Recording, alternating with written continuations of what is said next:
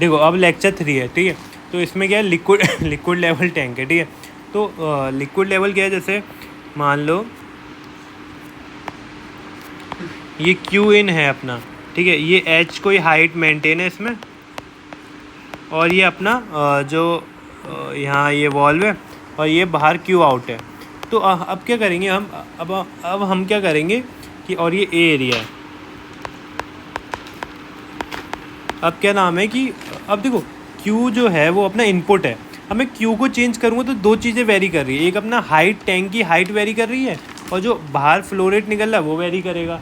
तो अब ये है, देखो इनपुट फंक्शन, जो ट्रांसफ़र फंक्शन क्या होता है, आउटपुट अपॉन इनपुट। अब तुम्हारी मर्ज़ी है तुम उसे क्या लो, मतलब आउटपुट अपॉन इनपुट है तो आउटपुट तुम बाहर वाले फ्लो रेट को भी ले सकते हो या फिर हाइट को भी ले सकते हो, ठीक है।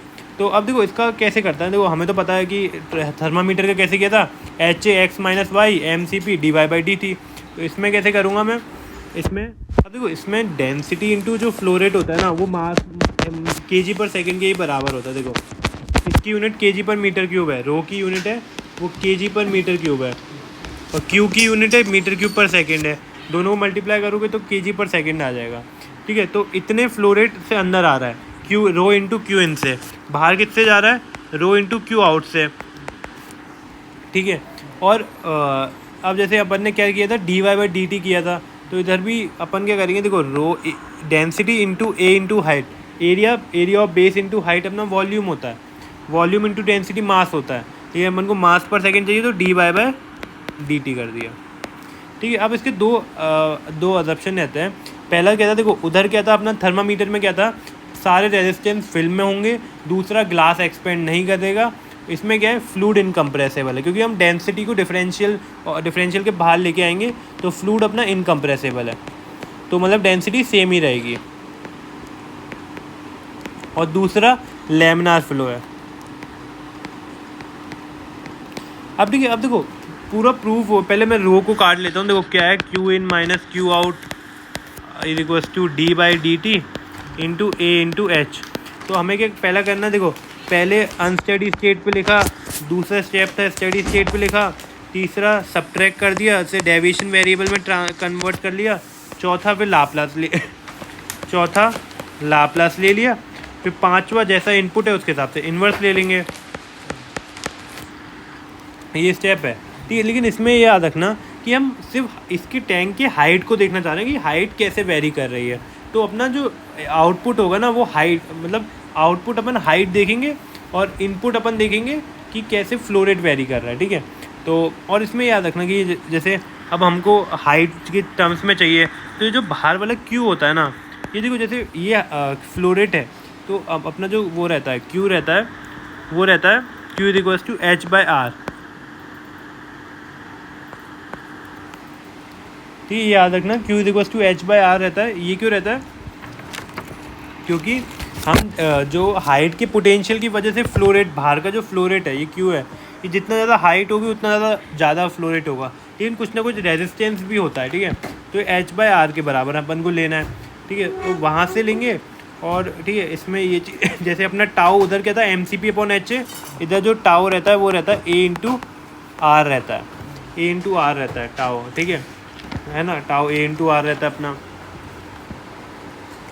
इसमें जो ठीक है, इसमें जो A है अपना, ये याद रखना, इसमें जो A है वो अपना एरिया है, R अपना रेजिस्टेंस है, A एरिया है, R रेजिस्टेंस है, ठीक है। अब अपन क्या करते हैं, एरिया को A' से रिप्रेजेंट करते हैं ताकि कंफ्यूजन ना हो, तभी हम स्टेप इनपुट दे A का, ठीक है, वो चीज़ हम याद करेंगे, ठीक है। और अपना ये आ गया, और जो अपना इधर इस केस में जो अपना अब पूरा डेरिवेशन देखो, तुम पाँचों स्टेप करोगे तो जो अपना ट्रांसफ़र फंक्शन आता है वो आता है हाइट का HS/QS, वो जो आता है वो आता है अपना R/τS+1, ठीक है। R जो अपना होता है वो होता है रेजिस्टेंस, इस केस में ये आता है, ठीक है। और इसको स्टेडी स्टेट गेन भी कहते हैं,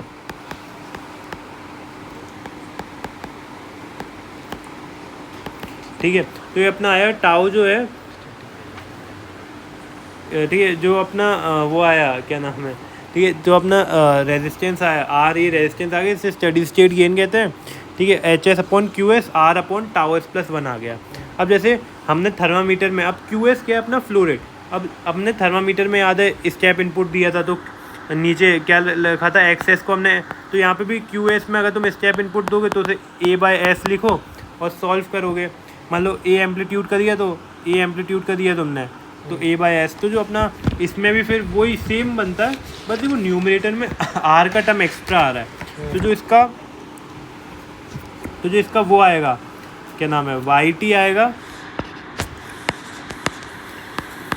जो इसका ये आएगा, मतलब जो हाइट वेरी करेगी वो कैसे वेरी करेगी, देखो डेल्टा एच 1 माइनस ई की power minus T by tau, ठीक है। और वो ये होता है A into resistance 1 minus E की पावर माइनस, ए इधर एम्पलीट्यूड है, एरिया नहीं है, ए एम्पलीट्यूड है, ए इंटू आर, मतलब इससे देख सकते हो, देखो Q is equals to H by R है ना, तो इसको मैं डेविएशन वेरिएबल में delta Q is equals to delta H upon R लिख सकता हूँ।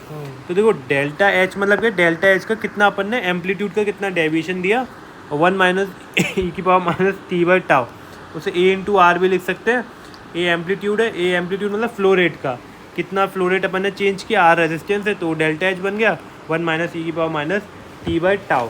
तो अपन ने 2 सिस्टम देखे, ठीक है, अपन ने 2 सिस्टम कौन कौन से देखे, पहला अपन ने देखा क्या नाम है, पहला अपन ने थर्मामीटर देखा, दूसरा लिक्विड लेवल टैंक देखा।